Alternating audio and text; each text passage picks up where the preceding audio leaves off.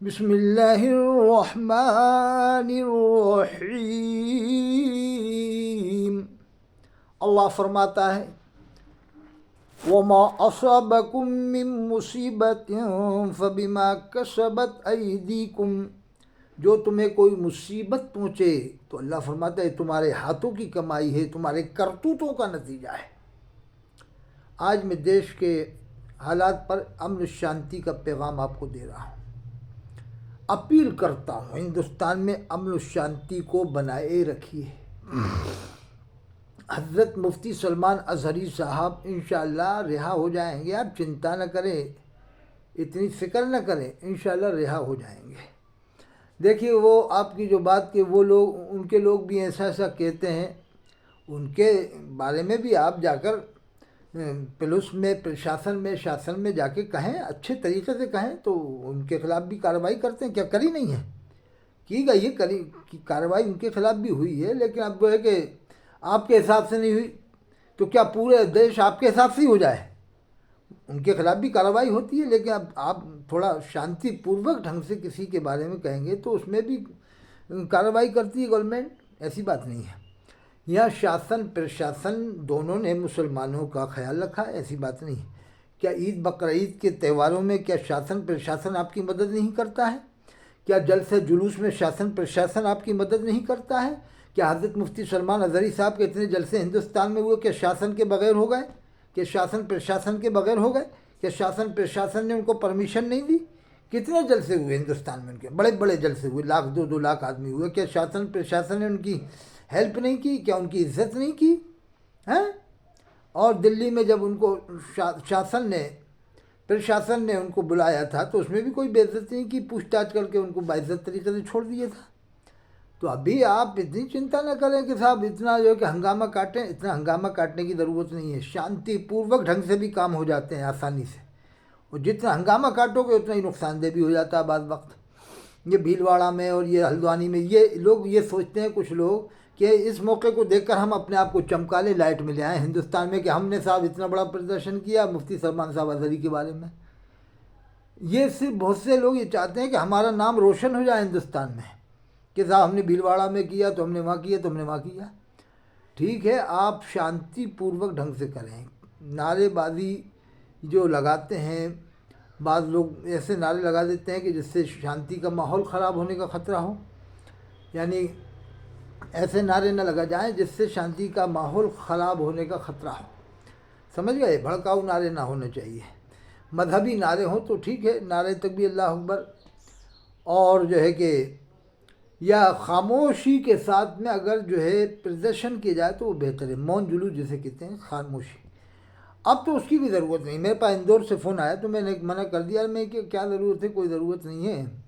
तो मैंने कहने था हमने कह दिया, ऐलान कर दिया। मैंने कि बस ऐसा है, शांति ढंग से, शांति से पूर्वक ढंग से आप जो है कि जा सकते हैं, कह सकते हैं, लेकिन ये नारे लगा कर जाने की क्या ज़रूरत है? तो मैंने कहा, इंदौर वाले से कहा कि शांतिपूर्वक ढंग से, मौन जुलूस जिसे कहते हैं, मौन जुलूस यानी शांतिपूर्वक ढंग से समझदार लोग, पढ़े लिखे लोग जाकर बात अपनी पेश करें। क्या गवर्नमेंट के लोग पढ़े लिखे नहीं होते? क्या ये एसपी साहब पढ़े लिखे नहीं होते? क्या डीएसपी पढ़े लिखे नहीं होते? क्या कलेक्टर साहब पढ़े लिखे नहीं होते? अरे ये रात दिन एक करके इस मकाम पर पहुंचते हैं। आज मुसलमान कलेक्टर क्यों नहीं बनता है, एसपी क्यों नहीं बनता, आईएएस क्यों नहीं बनता है? वो बीए एमए तक ले जाता है कि बस हो गया पढ़ाई।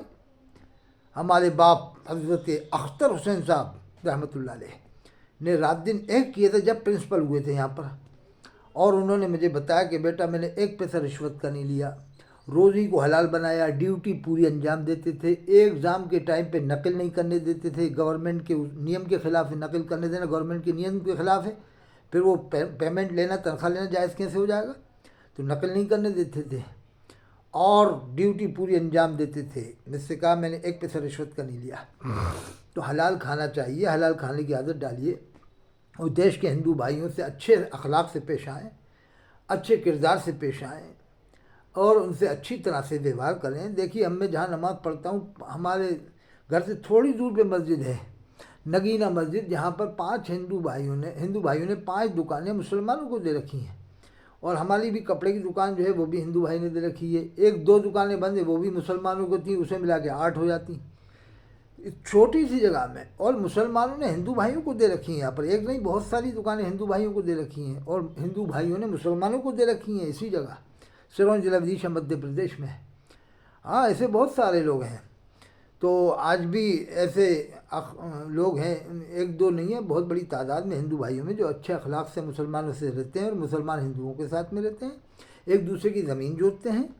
करोड़ों हिंदू भाई हज़रत शेख मुहिद्दीन चिश्ती अजमेरी रहमतुल्लाह अलैह के मज़ार पे जाते हैं। उन्होंने कितना अच्छा अखलाक पेश किया था, कितने अच्छे अखलाक को पेश किया जो लोग उनके करीब आए, हज़रत शेख मुहिद्दीन चिश्ती अजमेरी रहमतुल्लाह अलैह के करीब आए।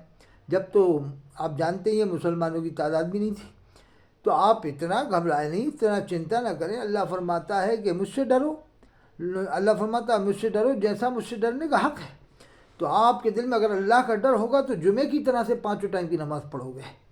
कोई शराब नहीं पिएगा, जुआ नहीं खेलेगा, सट्टा नहीं खेलेगा, किसी की बहन बेटी के ऊपर बुरी नज़र नहीं डालेगा। आज जो परेशानी आती हैं कुरान में, वमा असाबकुम मिन मुसीबतिन फबिमा कसबत ऐदीकुम, जो तुम्हें कोई मुसीबत पहुँचे तुम्हारे हाथों की कमाइयाँ नहीं, तुम्हारे करतूतों का नतीजा है।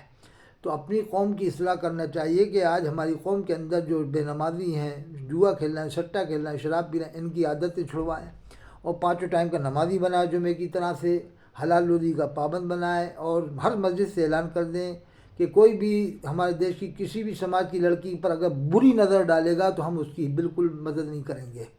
ये मस्जिदों से ऐलान होना ज़रूरी है, जलसों में भी, कि अगर किसी ने भी मुसलमान, हिंदू भाई, सिख, ईसाई, किसी भी समाज की लड़की पर बुरी नज़र डाली तो हम उसकी कोई मदद नहीं करेंगे।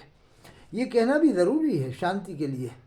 तो हिंदू भाइयों की अगर अच्छाइयाँ बताऊँ तो बहुत टाइम लगेगा। गजरुल्लाह की बात मालूम हुई, जो एक हिंदू भाई स्कूल चलाते हैं गजरुल्लाह में, उन्होंने एक गाड़ी रखी है कि जो मुस्लिम लड़के पढ़ते हैं उनको वो 1.5-2 किलोमीटर दूर है जगह, कहते हैं वो छोड़ने जाते हैं, लेके आते हैं मस्जिद से, नमाज़ पढ़, वो खुद भेजते हैं कि जाओ नमाज़ पढ़ो। ये हिंदू भाई का मामला है।